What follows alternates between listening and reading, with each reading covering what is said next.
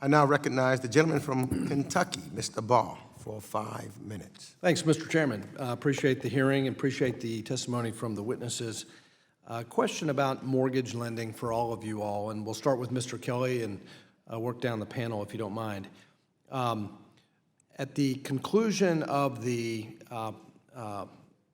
promulgation of the qualified mortgage rule, did you observe a decline in the availability of mortgage credit, particularly as you reflect upon the fact that your institution serves low and moderate income borrowers?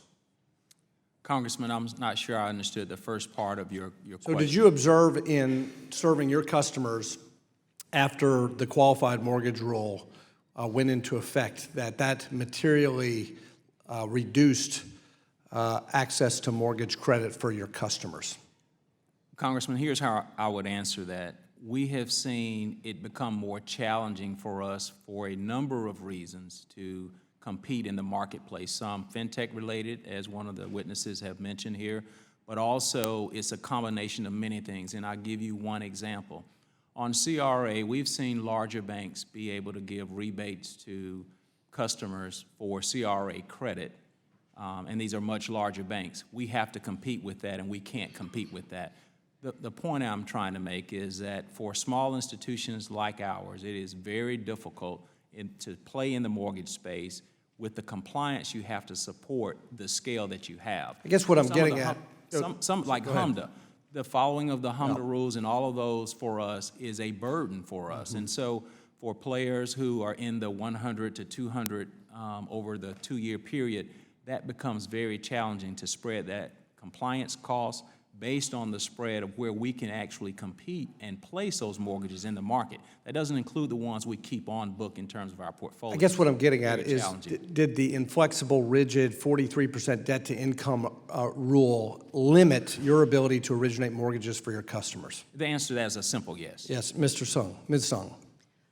When the Dodd-Frank rule came out on the qualified mortgage, we saw a tremendous drop in lending. It took me a year to get to review the rule and to understand the small creditor exception, which was very important for us to be able to continue to lend and to lend on our portfolio.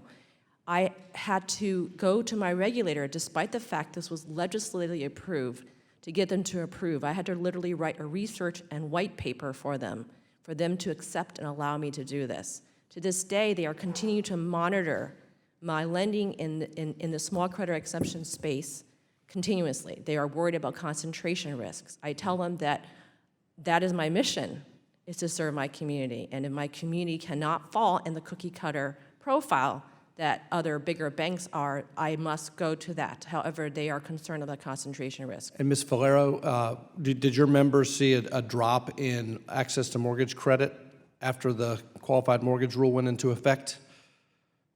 Unfortunately, we're not able to offer first mortgages right now because of the cost involved in our size credit union and all the regulations involved. So you just got out of the business altogether? We did. So QMDU is quitting mortgages. Mr. Bowman. So we did see a decline in lending. We're fortunate, though, however, because we have a niche product. We serve a Native American customer base. There's a product called the HUD Section 184 loan.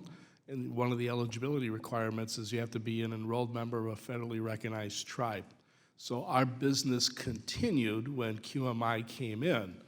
What suffered were the applicants that didn't qualify, that were non-Native American, that couldn't qualify for the specialty. Ms. Betcher, I'm going to come back to you, but just for the other witnesses, I'm sorry that the CFPB's rule negatively impacted your customers. What we were able to do on a bipartisan basis in the last Congress was through a portfolio lending provision for institutions below $10 billion in consolidated assets is provide that portfolio lending relief. And our hope is, and our intent was, to provide your institutions and more importantly your customers that flexibility to access mortgage credit where you can retain that risk and hold those credits on your books.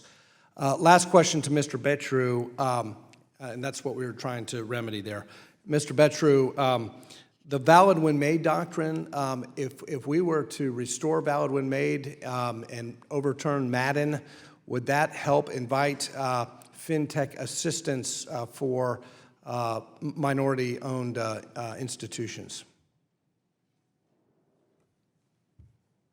I believe on the valid when made component, and I think that both sides of the argument have a valid point. On one end, you've got proponents that are making the right case that when a loan is made from a borrower and a provider of that financial services, having that clarity throughout the life of that loan makes absolute sense.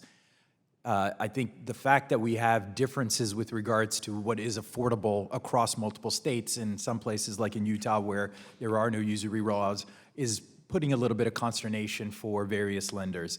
That being said, from a fintech's perspective, they are operating throughout multiple different jurisdictions.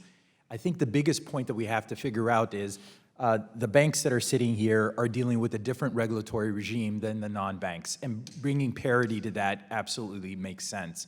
In the absence of that parity, I think the situation we're dealing with is we have fintechs that are able to provide a type of financing that a lot of these banks are not. The gentleman's